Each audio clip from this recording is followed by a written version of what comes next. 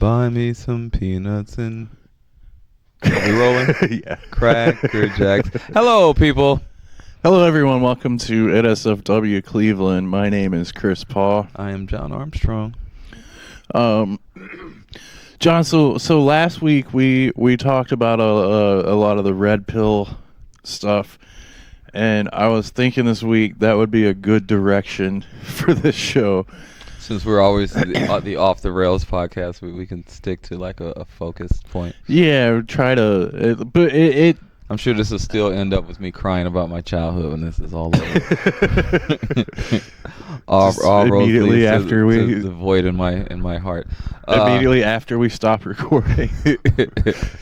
No, but so yeah, what was the name of that Netflix doc? Yeah, so we both watched the Louis Theraux Inside the Manosphere documentary to start getting into the flip side of the subjects they cover, because over the last 12 years, 10, 11, 12 years, this is like gone from just like kind of shitty bros online, like it went from like Joe Rogan selling kettlebells to fucking like these people are in the White House. Yeah. Like they're having meetings with the president and shit like that. Yeah, and fleeing countries and getting extradited for running for sex trafficking. Yeah, sex. There's always a weird, slimy sex trafficking thing. Yeah, all of it is so like the guys in this documentary are pretty firmly, they never talk about the Proud Boys in it, but these are the guys, the Proud Boy, like, yeah, this is what they listen to between their like weird, I don't want to say like clan meetings, because there's not as much of a racist element as it's like a homophobic and misogynist element. Well, it is a racist element, but it's kind of it's implied, you know what I mean? But in a way they get close enough to enough black stuff to where I think that on the surface they would disavow it, and they have enough people who are racially ambiguous. We were talking about this off camera with Sneeko and Andrew Tate, like, and all these racially ambiguous guys. Yeah. They got converted to Islam. Yeah. To Islam. It's also there's a lot of weird like second generation immigrants in America that are like super hard right. That are like Croatians. Croatians hate Muslims because they were in that war, you know, Croatia and some Muslim country, I can't remember. Serbia, something like, yeah, is that it? Well, they share a border, and it's so funny because Croatia, if you see it, they literally took the whole coastline. It's just this small little part, but it pretty much just keeps Serbia from having any type of access to the coast. I don't know how that happened, but just to see it on the map, you could just tell like somebody's a dick. Yeah, they just came in on boats and just. It would be like if somebody went to the coast of California and then made like a 5 mile wide diameter from Los Angeles up to San Francisco and then called that a country. And everybody else is like, okay, you don't have a coastline anymore. But it's a lot of like I think that's where the ethnic ambiguity comes in, is because it's a lot of like Croatia or some of them they're like Hungarian, or like it's always like a kind of white ethnicity. Well, that's the problem too with America. It always comes back to that, because outside of clean-cut borders of like Nigerian and British and Japanese, when you get into the thick of Africa and Europe, there is a lot of grayness. It's like when you look at Myron, what is he? You're Sudanese? Are you Arab? Are you black? Are you both? Like you get that with white people. When you get into all these Serbia, Croatia, all these Eastern European, you know what I mean? Even like Italians are like. Yeah, I mean, if they're white now. Well, and on top of that, like if it wasn't for Christianity Italians essentially could be Muslims. You're the same people. The only thing that separates you is religion. There's basically the problem with America is it just exposes again that race is a social construct. It's once you keep splitting hairs, you know what I mean? It's when does it start? When does it stop? Like you know what I mean? If you take like Italians and bring them here and they lose their accent, then they are just white people in America. But there's Syrian and Lebanese and Iranian people who look whiter than Italians do. Yeah. You know what I mean? They'll have light skin and blue eyes or green eyes, and then Italians would be like have thick woolly hair and be dark. You know what I mean? I think it's the not like woolly, but you know what I mean, kind of Jew-fro-ish. The Manosphere people. There is they are racist in that like. They openly very much anti-Semitic. More than anything. Depending on the political. I was about to say because that'll constrict and expand according to what's convenient to them. Because if you get Elon, not Elon, if you get a Zuckerberg or something like that in the room, they're not going to shun him. You know what I mean? Yeah. You know what I mean? Yeah, anybody with more than a few tens of millions of dollars is just in the club. Yeah, it's like with Donald Trump and Jared Kushner and Elon Musk, like the Cash Patel. Yeah, they purposely do this. That's why even down to this, I think this whole game, I think this whole thing that America is doing with Israel is, see how we just did that? This whole thing America is doing with Israel, it's like a game because it's this good cop, bad cop thing to where you get to be like, oh, Israel's using America and they're evil and it's a way to manipulate certain people and to be like, okay, now the Jews are fucked up and they're running the world. But I think both sides play each other. I think the state of Israel could play the bad guy for the world to get a lot of America's shit done. You know what I mean? And then America can play the money guy for Israel to make sure they don't get. You know what I mean? Oh, but it's like a weird. It's take there. Right. So there's I'm getting kind of lost in the weeds here, but there is anti-Semitism and there is, but it's a very marriage of convenience. It's like the cops and the mafia back in the day. You know what I mean? Yeah. They can pretend to be whatever, but both are kind of working the system ultimately for both gangs. Ultimately just two gangs. Yeah, right. So it's like, yeah, I'm Elliot Ness and yeah, I'm Scarface, but they're yeah, they're having shootouts. Other people are still getting shot. And the moral line gets to slide wherever it's convenient for you at whatever day. I do think it's impossible to cover these things without politics at this point because so much of it is MAGA fueled. And they were bragging about it. And they like not even a lot of minutes into the first woman president from taking office. The one guy, that guy's. I wish she was as evil as they said she Florida, was. That was in the doc too. Who, the bodyguard dude? No, or is he? Maybe he's not black. He just. That's what I meant. Myron he was Myron. Yeah. He's Sudanese. That's what I'm saying. He's East African. Okay.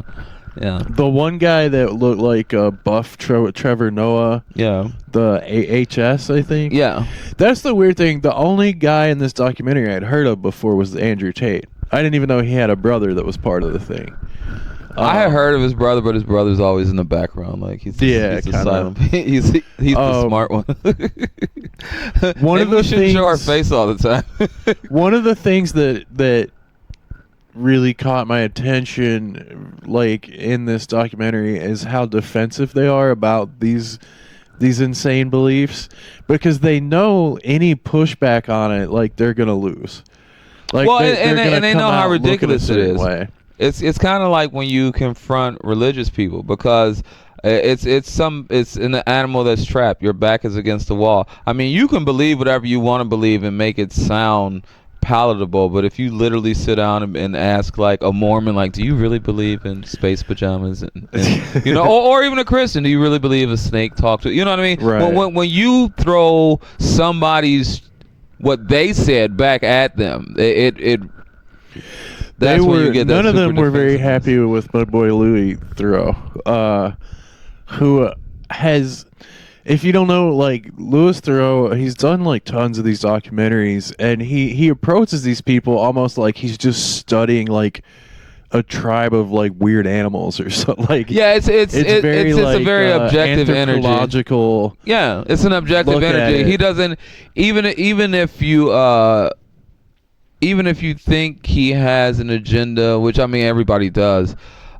He doesn't present it outright, and he's not arguing counterpoints. He's just asking them why they believe what they believe. But again, when you actually have to say it out loud, they have to hear those words come out of their mouth too.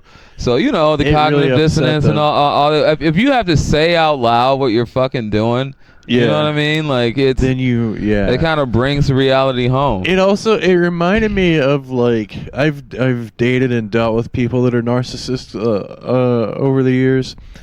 And one of the key traits of a narcissist is the controlling the narrative. Oh my god! That is like that's what that made me think of, watching these guys try to manage the documentary crew and stuff like that, and they would get real aggro about like whatever questions he was asking. You said you missed the last 15 minutes. So the end is.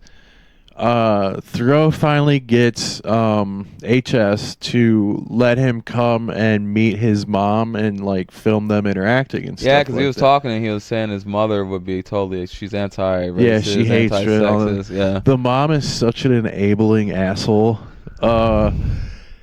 So they go in with the documentary crew, and he's got a guy standing in the corner himself, like already filming when they come in. And he asked him a couple of challenging questions to the mom and stuff, like, how do you reconcile, like, the son that you know with the things he says, and yada yada, and she does the same thing all these content people do. Are like, well, that's not. That's not the person on. That's not the person I know at home. That's a public, like, they try to sell it like they're a character, but that. It's like a weird thing because a huge part of like selling this kind of content is that you're supposed to be authentic and shit. And so a lot of it is based on the perception of what you are, the wife. And so in saying that, like the wife, or the mom. Yeah. Oh well. The mom in that case, but like the women in these men's lives. That's what I meant. But because if they automatically, not automatically, but if this is red pill content, so you do know pretty much the beliefs of these guys, so automatically any woman in their life, you're like, well, they went and talked about these thoughts that you know what I mean. So Louis, so just automatically put them in a defensive position. The end thing was, this HS guy had set up Louis Theraux for this. Like, he had a whole plan where he was going to have somebody filming. They were going live already, and he starts attacking him on the Jew thing, and he's like, just asking him like about some guy that like pays for his producer or something. There was like a Jewish name that he kept going, well, do you approve of what blah blah blah does? Or like when people just keep saying George Soros over and over again, it was like that kind of thing. Like the straw man evil, like where they think they're onto something. So, do you think Israel's committing a genocide? Yeah. And then and he leaves it in the documentary, like he uses this as the great. They are. And he doesn't answer him right away because he's just looking at him like, what is happening here? Like he turned, and it's like Louis Theroux realizing, oh, I see what he's doing. Like, he had this planned out. Like, he's live right now, and he doesn't answer him. He just goes, are you live right now? And because he asks him like, well, you've said some very anti-Semitic things, and that's when dude turns, and his mom is there, and then he brings up he's like, well, you've had some like legal troubles, correct? Like, you've been arrested for some things. And the dude is like, just sits on his steps and is like, you see, you're gonna piss me off right now. That's some twat shit, Louis. You're being a real fucking twat right now.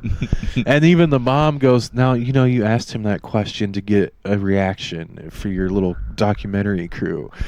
And then he points at the camera guy and goes, he's a Jew.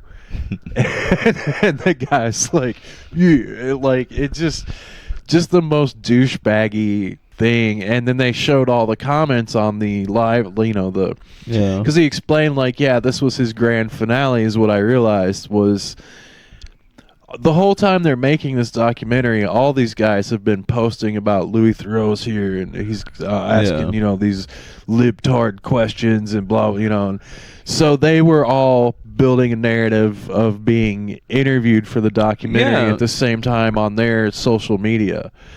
So they were all like trying to get one over on him in the last. Well, and then at the very end, to their viewers or sycophants, it becomes like a righteous kill. Like, we did see. Yeah, he came was in trying to do this, but then bad, Uno reversed because I'm an alpha male. Like, yeah, that shit. I found that shit to be funny in the beginning when they first started, and the HS dude, he starts talking to the camera, and did the I keep forgetting his name. What's his name? Louis Theraux. Louis is like, oh, you think this isn't content. No, you just pretend like they're not there. Like, yeah. He goes, we're not on social media right now. Yeah, he was just so used to that. Whenever there's a camera, you play to the camera, and he didn't know how to just be. Yeah. You know what I mean? Have a conversation to just, with the guy just while exist, and not as we film a fucking podcast. Well, it's not the filming's not the problem. It's just his like social media influencer habits. Like, and even like your thoughts on the mom, I always have this thing. I call it like Joe Pesci's mom in Goodfellas and Kanye West's mother. Like there is a certain type of love that is genuine and good, but can go way too far. Jeffrey Dahmer's father. I don't know the history on that. He visited him in prison the whole time through the whole court thing and all. I was doing a joke for a while about my baby. Yeah, what a good dad. Like who had a really good dad? Jeff Dahmer. Yeah. Still visited him no matter what. Yeah.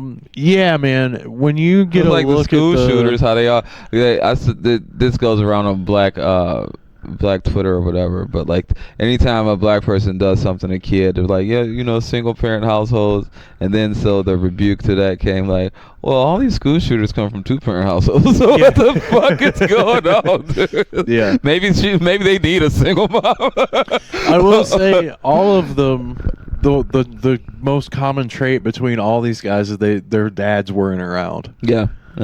And it's also like it spills over. Or again, mommy issues. You know what I mean? Spills over into their fans. They don't have the best moms either. They talk to two guys that are like super fans of these guys, and it's so sad and pathetic. The two. Well, the one dude who was talking and he was like, "Yeah, my brother," and he was like, "What happened to your brother?" And he took his life. You could feel his voice dip down, and it's like that dude needs to process some shit, man. The dude goes, "We don't believe in depression either." And then he mentions his brother killed himself, and it's like, really? That's what I'm saying, dude. When I was watching that shit, and again, I'm a man who's done all the man shit. I ain't trying to be, whatever, holier than thou. But I mean, god damn, dude, you got your head up your ass that much that you can't even admit when you're depressed. That's where some of the best fucking music come from and all types of shit and people you look up to and shit like that, but you can't even admit that you're fucking sad. It's such a your brother killed himself. That's how sad he was. It's fucked up. Like it is like and I'm not a psychologist or whatever, but none of these people are qualified for anything either. So at all, we're on equal footing talking about this shit. We're not making this much money or views on it, but yet they all had like the one guy goes, "I've never heard my mother apologize for anything in my life. She's never said I'm sorry or that she was wrong." And it's like, I've just watched you do that for an hour. Yeah. And I don't even know you. Like, it's so fucking weird, dude. To be fair, I'll say this because I'm on a journey of self-discovery. A lot of the stuff I'm uncovering about like feelings I'm having that are coming back from when I was younger. it seems like they were right here, but maybe since it was so close, I couldn't see it. So to be fair to these fucking non-self-aware douchebags, for some reason with human beings, a lot of self-evident shit is just hard for people to realize. The hard thing, I guess, that when it comes with these people though, is there is an amount of just perceived grift anyway, so they can't plead that much ignorance. Right. There's so much incentive for them not to notice their own bullshit because it's making them so much money. Yeah. And it's like... To catch a pedophile, but I love Trump. When you fucking, like, how can you argue with a dude that's like, yeah, I bring women home to my wife for threesomes, I have $30 million in the bank, my wife's hot, she cooks, like... If that's what they think life is meant to be, and then they have that, you can't... There's no way to tell them, no, you're doing it wrong, because they're like, what are you talking about? Look at my bank account. I just had a revelation. And again, that must be how Joe Rogan, Bert Kreischer, and all those guys feel. Yeah, because how can you not be funny if I'm the #1 podcaster and I go on some of the biggest comedy tours? I'm selling my shows out. Yeah, I own my own comedy club. So what am I doing wrong, person in the basement who can't sell a ticket to a free show? I'll tell you what it is. And it's all of them in the quiet of the night. You know they fucking hate themselves. Oh, there's no way that they're actually like that much self-esteem. At least half of them hate the women they're having sex with, dude. They're just a lot of this is just pain and just homoeroticism, just needing to defer to a man's authority. Again, to your point about the dad thing, because that's what a lot of this is. That is ultimately where the Trump ass kissing comes from. Just a need to defer to authority. Like the entire world would look differently right now if Trump's dad hugged him. Yeah, like literally, it's rolled off and it is like the Trump part of it that's made all this shit so acceptable. I mean, to a degree, I think it would have been there anyways. I think this is an inevitability because America never dealt. We should have killed the Confederates. These are guys they should have got their heads cut off. We never dealt with that shit. That watched Fight Club when they were like 5 or 10 years old and heard him say, we're a generation of men raised by women. Fight Club was 99, so was The Matrix.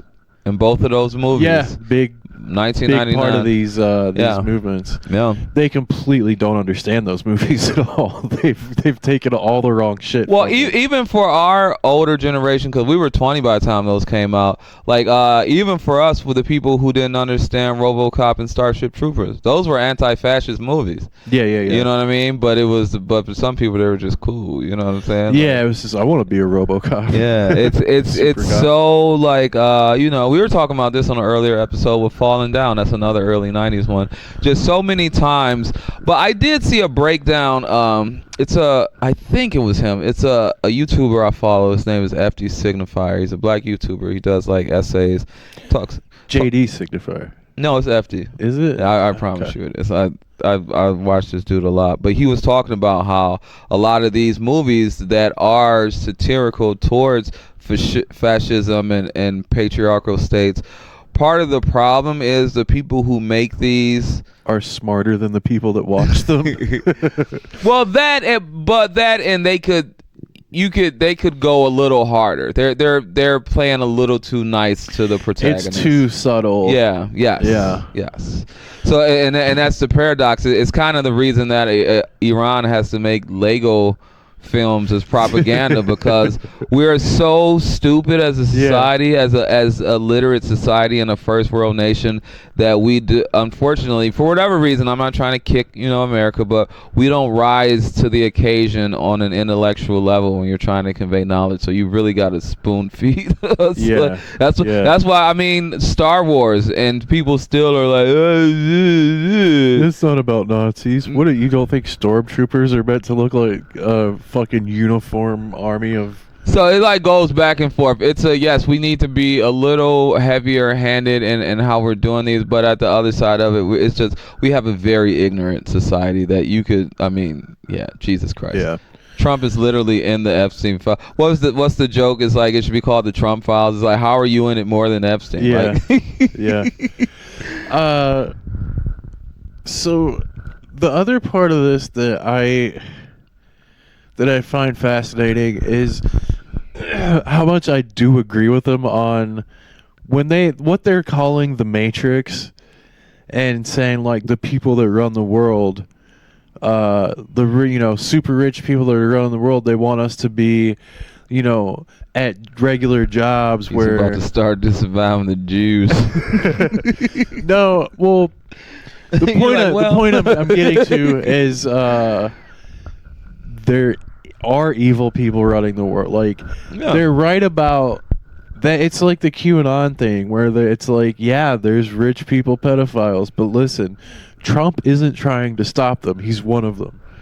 And what these guys don't understand is that all this scam money that they're making, where they trick young men who also don't have fathers into investing their money into their bullshit, which is where all these guys are getting their money. Yeah. That is part, like, they're just their effort to be outside of that has just made them more a part of it. Yeah. Yeah. Where they're just like the evil people running the world. Well, that's what, they think it's the Jews. Yeah. And it's not. They might be Israel, but it's not the Jews. And that's what I mean. The game that Israel plays with America to expand and contract this thing, however it's convenient to, you know what I mean? Yeah. Yeah. That's all I mean. Is like I don't agree with their conclusion of it, but I agree that there is a. It's one of those things. Two things can be right at the same time.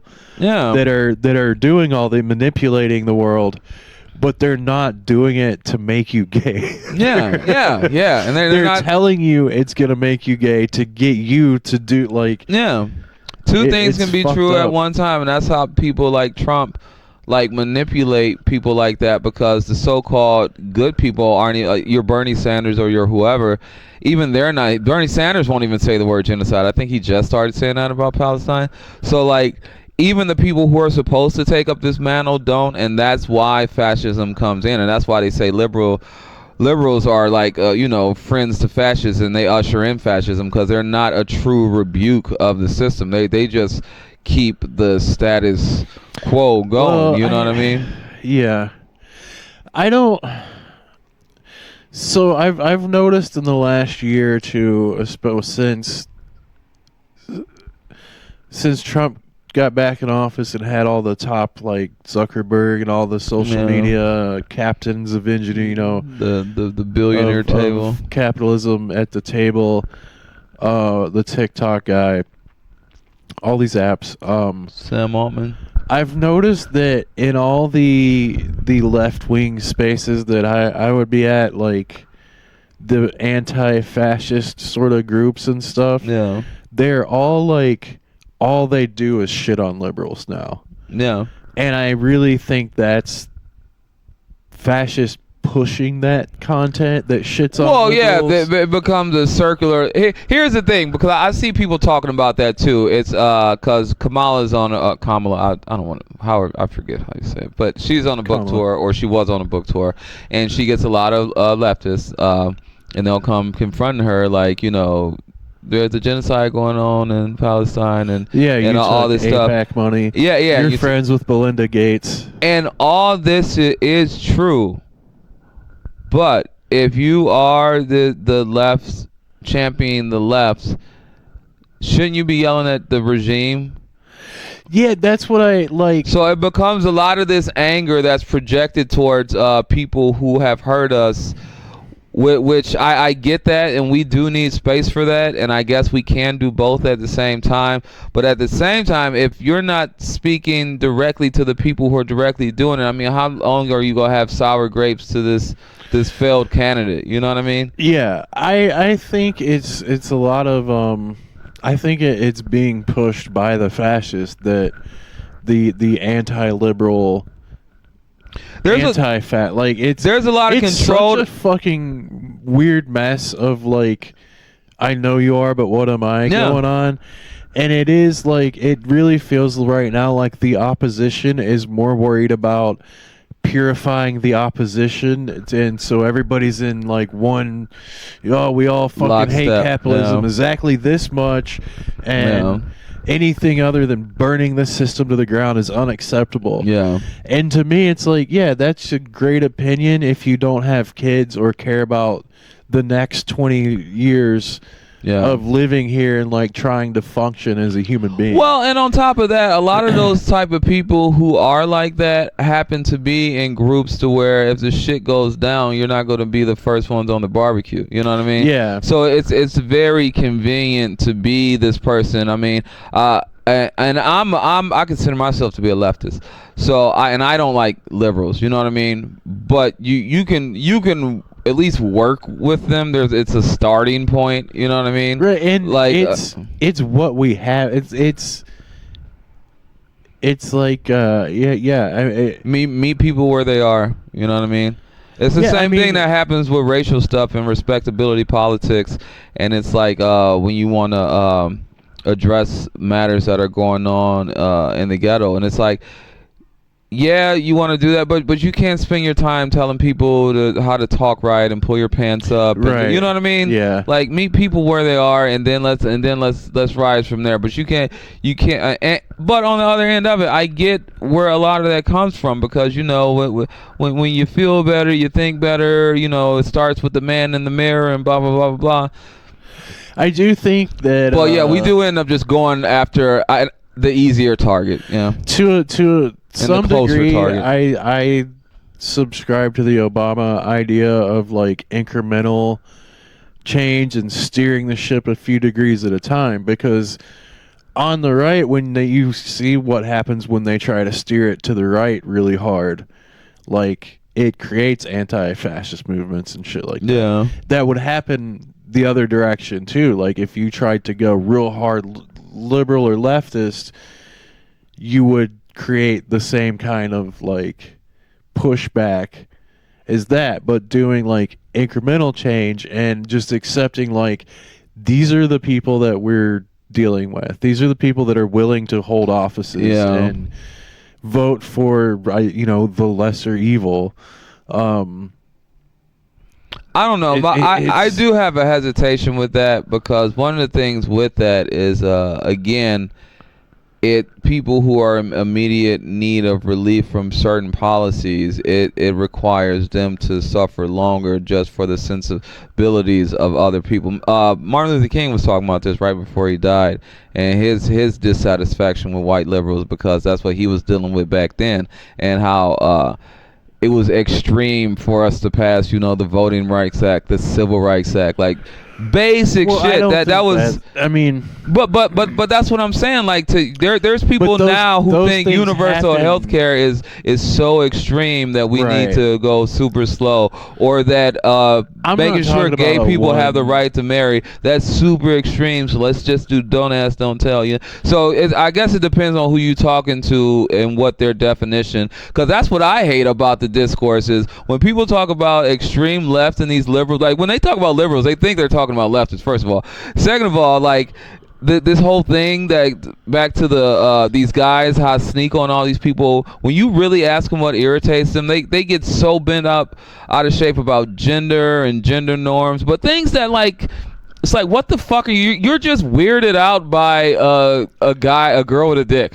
Like, yeah, it's really just like it really boils down to you built a whole political movement around this idea that the tap water is turning people trans. Like, what the fuck are you talking about? It's utterly ridiculous. It just points to your own whatever shit you got to do, what you're projecting about your own sexuality. They love to try to like quote scientists and shit when they think it's convenient.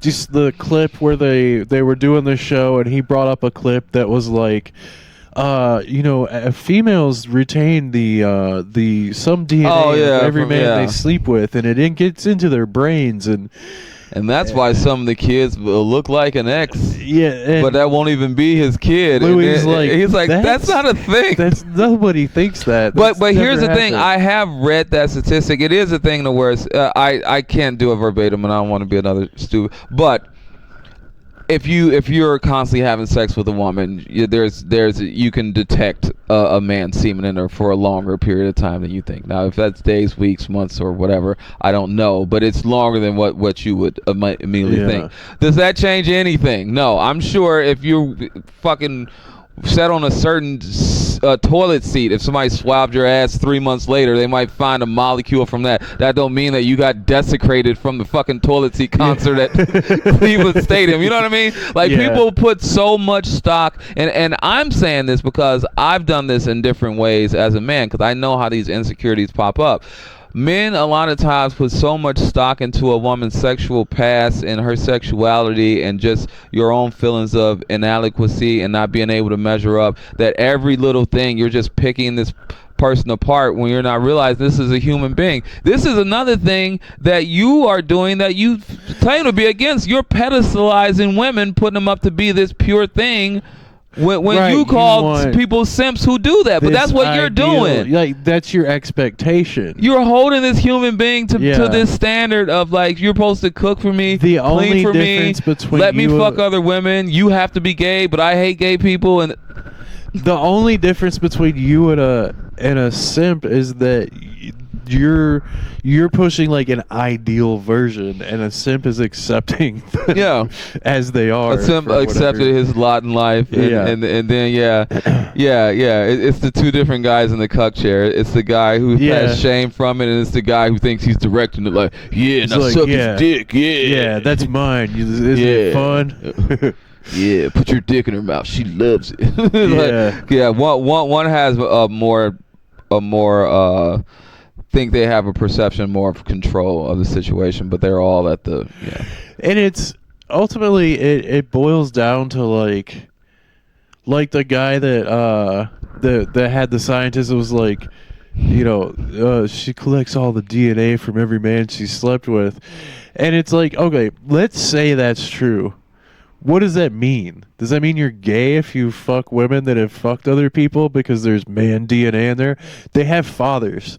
They are half male DNA already. You can absorb DNA from a twin or from eggs in the womb. Does that make you an X-Men? You know what I mean? Like there's so much stuff going on a molecular level. Do you know how many times that you've had abnormal cells mutate and become cancerous, but your body, or not cancerous, but are going in that direction, but your body flushes it out? It's the same as like the amount of times that women get a fertilized egg, but it doesn't attach to the uterine wall, but it comes. There's so much stuff going on in the human body that you don't know about. That to try to pretend or to try to focus on this one part is just, it's futile. It's like, what does it mean? It's so silly that because for a bunch of dudes that are like, I'm an alpha male, nothing fucking bothers me, I'm not emotional. You're also looking at this statistic and going, ew, that's just like really icky. Yeah.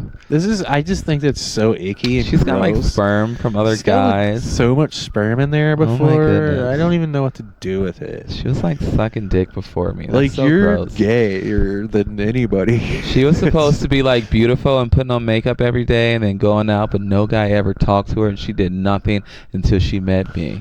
Yeah.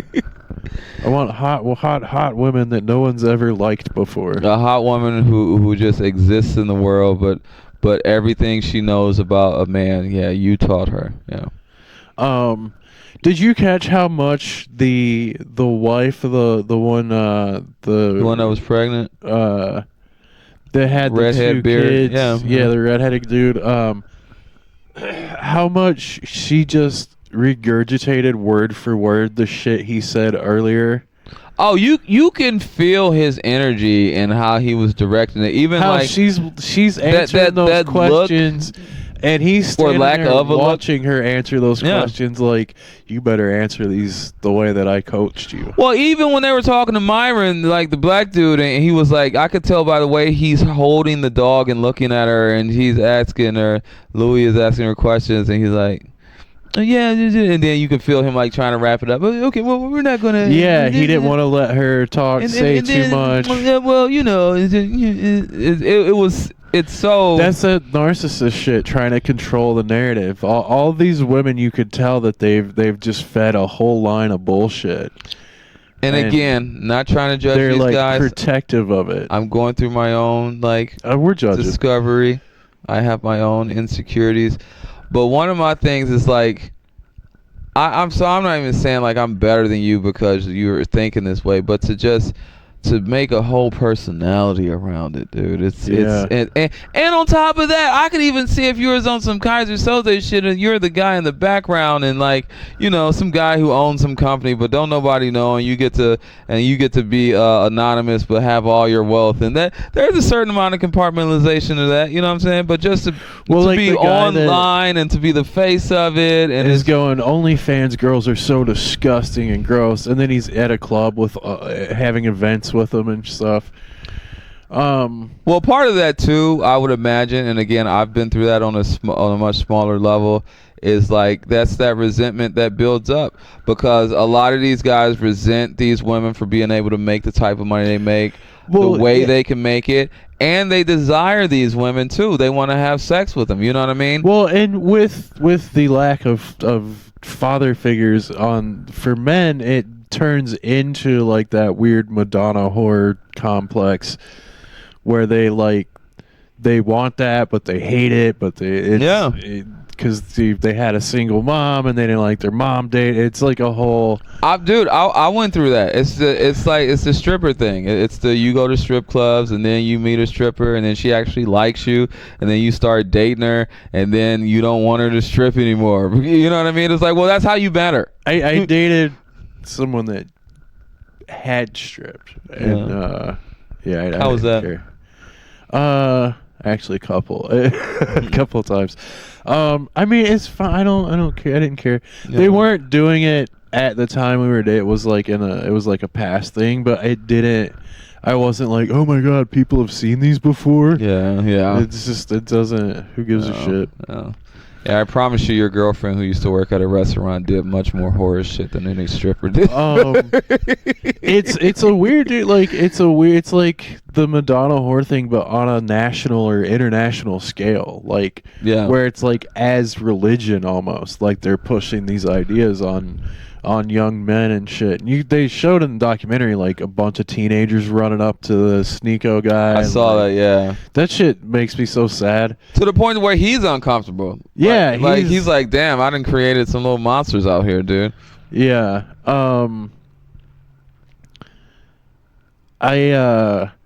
The controlling the narrative thing is so weird to me because in an abusive relationship, you'll have like, you ever seen dudes like get really mad that their girl is talking about their problems with one of her friends or something? Oh yeah. And like, about why are you? This is no one else's business. You can't.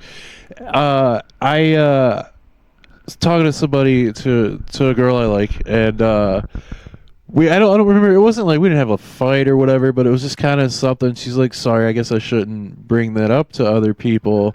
And I was like, no, talk to everybody about it. Like, I don't give a shit. Like, I don't care. Like, if outside opinions in a relationship scare you, you're doing something wrong. Yeah, if you have to isolate her from if you're like isolating. But I would even say this, and maybe this is a fucked up place for me, but like I would even justify you feeling like that, like, hey, I don't want you discussing family business or what we do with other people. But I can even say if you approached her in just a more level-headed way instead of approaching her like, oh, you don't be talking, like, hey man, it's kind of embarrassing that this just happened, so can you not like put the word out that I just lost my job or that, you know? Oh yeah, I mean, I think there's tactful ways to. There's definitely stuff that should be handled in private, but I think it's good if you have friends that you get a second opinion on a fight or something like that you disagree on. I think it's good to bring it to a friend that's like known you for longer or is like outside of the thing. Give you balance. Just an outside perspective. Well, but my thing too is I'm giving a person grace if they just want to be able to ask, hey. But on the other end of it, I would say, I mean, I would think it's assumed that your girlfriend or wife is going to talk to her friends about everything in her life. So I would, as the guy, I wouldn't even be like, why are you even expecting her to, you know what I mean? Why are you even coming to her with that? When I was with any woman, I expect, I never went through her phone, or I never did like a kind of what are you talking about. But if she's stressed out and there's stuff going on, I expect that she's talking to her friends about it. So what is it of me to even say that to her? You know what I mean? She's a woman. This is her friend. Are you telling people we have problems, or like it's like, well, you are. Whether it be between us or what's going on with her job, like that's kind of what women do. They talk to their friends about their lives. Everyone does, you know. Well, men are closed off, and ironically enough, if those guys would talk about their problems, especially my fucking brother killed himself, maybe you wouldn't have to say shit like what is it? What do you say? Depression doesn't exist, or I don't believe. Yeah, we don't believe in depression. You're out. What? You got everything you need. You're out here feeling sad. Like, dude, that's not how anything works. Like, or what? Oh, dude, what was the other one? And because you could feel the indoctrination, because he's like, because this is assumption. Women are born and they're pretty and they just get everything handed to them. This 20-year-old girl, and she could just get all this, but this guy, he has to earn everything he gets. You have to create your value as a man. Yeah. Which again, two things can be right at the same time. We talked about this, I think, last week. I do get that when young women are pretty and they're coming up, if they're pretty, they can, not necessarily do, but they can have a certain amount of leverage in the dating game before guys, just because they mature sexually and psychologically before we do. But at the same time, it all levels up, it all evens out, and it's not like and it's not a one-to-one, you know what I mean? There's so many guys who peak in fucking high school, you know what I mean? And a bunch of geeky girls who don't figure it out until they're in their 20s or 30s, you know what I mean? Yeah. So it doesn't even necessarily have to be that, but it's this thing that he's painting this picture to have these guys feel like that the women have this abundance and that we're living in this lack, and now we have to, and it's not fair, and again I get it. As a man, yes, you do have to be a provider, yes, you have to, but that's just life, you know what I mean? My first like, this started on the internet with like MRA groups, these men's right advocacies, because we're, the divorce rate's grown over the last 30 years so much, and it's a lot of 70% of divorces are initiated by women, and it's a lot of men that don't see their kids, or like they have like custody issues, or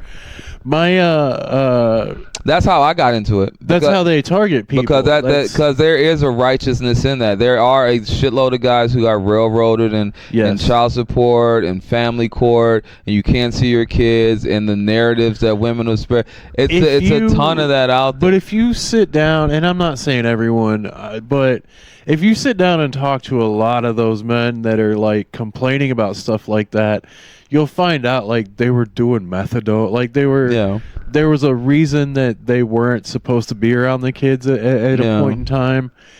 My dead best friend, Mark. I'll talk about this, and then we gotta wrap up soon-ish. I gotta get a rental car, but Chris is going to New York, y'all. Doing alpha male shit. Okay, going to make content. I'm content maxing in New York. Yeah. No, my friend Mark, he was doing heroin, and his girl kicked him out of the house and was like, "You can't do heroin around our kids." Yeah. And he started following all these men's rights groups and shit like that.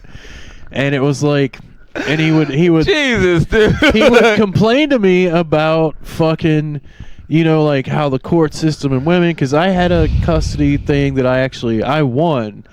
And every time people hear that, they're like, holy shit, how bad of a mom, do you have to be for the man to win? Yeah. It's like, not that bad. Like, I just had to follow through and do everything. And I mean, there was a reason too, but with Mark, I watched this dude this good friend of mine get on heroin, lose the house, lose visitation with the kids, lose his car, and then eventually die. And the entire time he was being targeted with all this same shit about how it wasn't his fault. Women are terrible. They're keeping you from, and that's why you can't get off of drugs, because you don't have any hope, because they keep your kids away from you. Like, they kept him in a death spiral. It is. It really is. And it's like, it's all because they want to get views and shit. How many fucking times did that one dude say clout? That was his answer for every why, is he would go for clout. Well, and when they show those packages, like, you know what I mean, like for $49.99, you can have me. I don't know. I'll coach you through a workout and like all this shit. And it's so pathetic, because that's a vulnerable part in a man's life, and they're taking advantage of that. It does point to, as conservative as these guys are, and they're against so much liberal stuff, it does point to the need for true sex education in school. Because I think that this is partly what needs to be talked about more, is just how do we, as we get older, how do we process feelings? How do we process feelings of inadequacy or grief or your own sexuality? So much of this stuff, again, I've been doing a lot of unpacking. So much stuff that we deal with people is just their own inability to come to terms with their sexuality. And I'm not even just talking gay, straight. I'm just talking about what you want, what you expect. You know what I mean? What do you really enjoy? Because I can tell you this. I would bet any amount of my little bit of money I have that a lot of those guys who do acquire these women, they don't like them.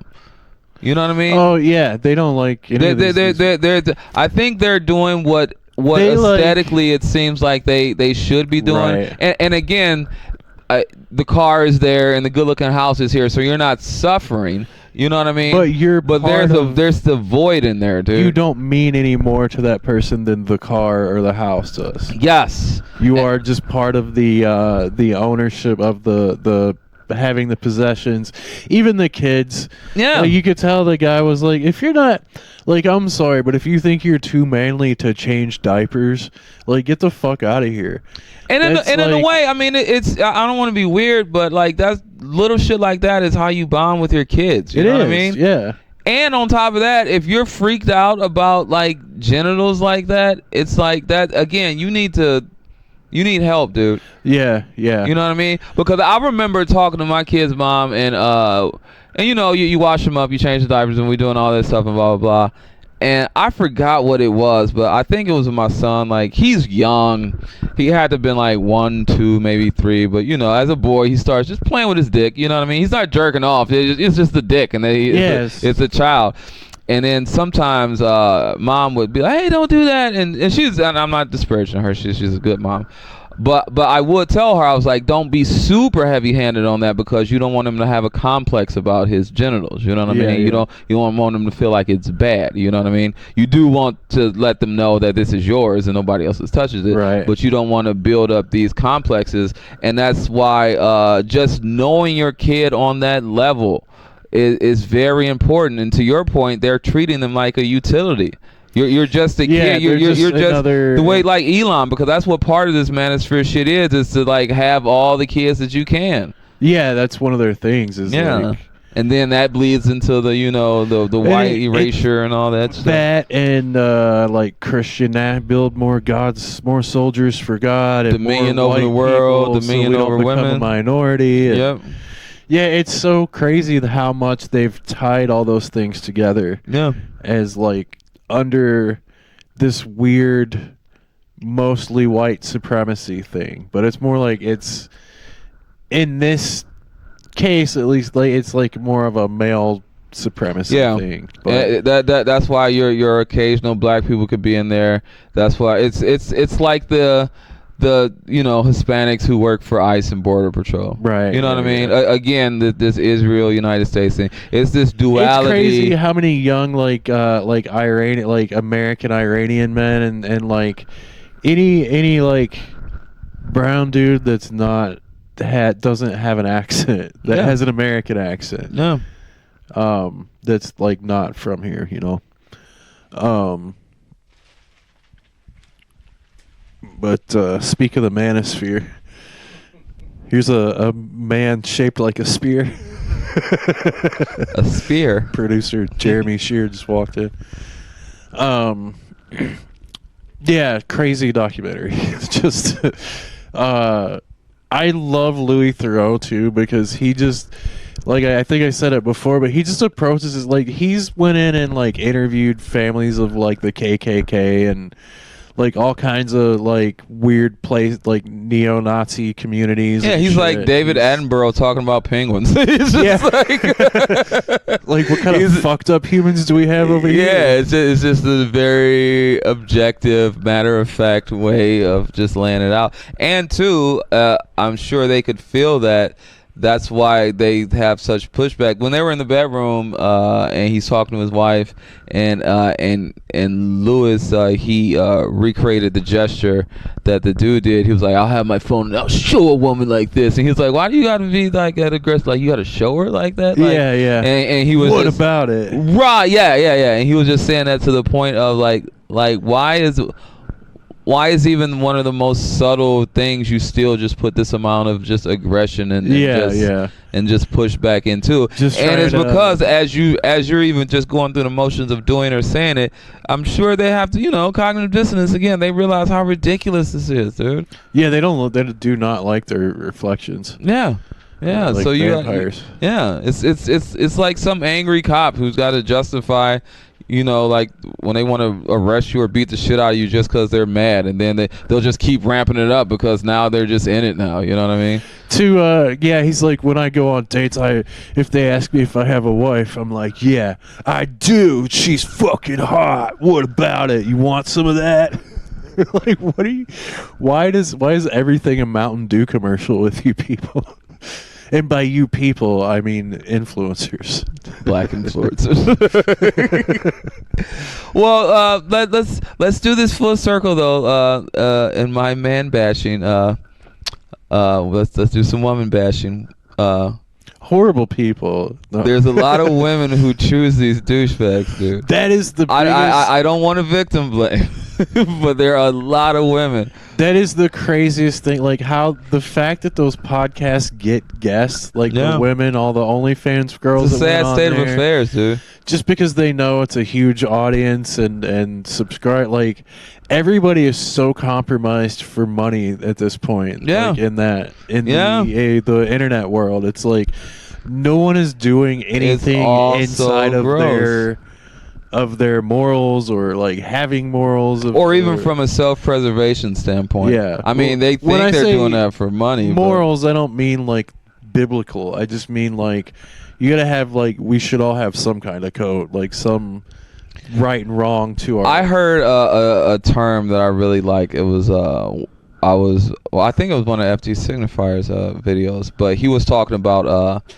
this guy who reviewed video games. He's a black guy, but they had saw that he was adjacent to a lot of these reviewers who were very alt-right or just racist, you know what I mean? And they found out that this black guy was even following a lot of these people. And then the black guy, it came out, and then he does this kind of YouTube video rebuke of it. Hey, I just follow these people because they're in the space. I'm not trying to be down with these people, and he's just trying to clear it up. And the guy's a nice enough guy, you know what I mean? But all that said, what FD said to that, he was like, there's a lot of black people with low racial self-esteem. And you'll see that in other groups of so-called marginalized people. And you'll see that in women in a lot of these situations with these Manosphere people. And there's a low... not just self-esteem, but like sexual self-esteem to even be in these environments, because like the one OnlyFans person, the girl, because he brought it up like, hey, well, he said he doesn't respect these OnlyFans people. How does that make you feel? She's like, well, I don't care with somebody, you know what I mean? Yeah, I don't care about his opinions, but people are always justify your opinions. We are our opinion. Like whatever we think about things, that is part of who we are. Yeah.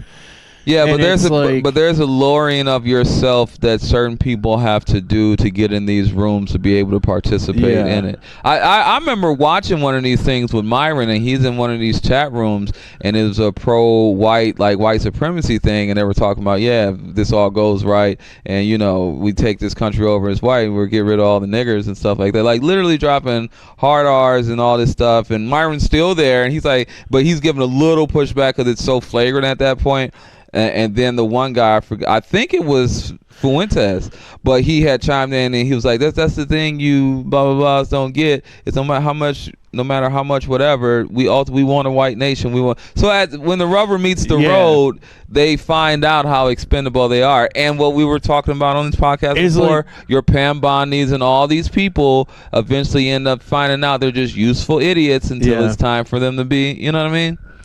Yeah, it's definitely a machine that eats its own parts and shit. Yeah. It's just crazy. It's the beauty of fascism, man.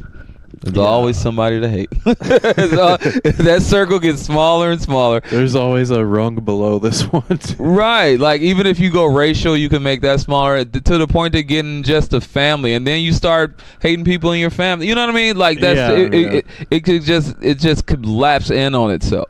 Yeah, or expand as much as it wants to, and then you got black ICE agents at the airport. These people have so much money, and they're all miserable. Yeah, they're just so. The richest guy in the world is the saddest man alive. You talking about somebody who needed a hug from his dad? Follow at John Armstrong Comedy, at Chris E. Paw. Subscribe. Tell us how bad you are now. That's the only time we've gotten comments. They're from like some kind of like pushback against the red. We're woke cocks and yada yada. But hey, man, it makes you guys feel better. Women always tell me that I'm a misogynist, so you can't win. Yeah, but thank you.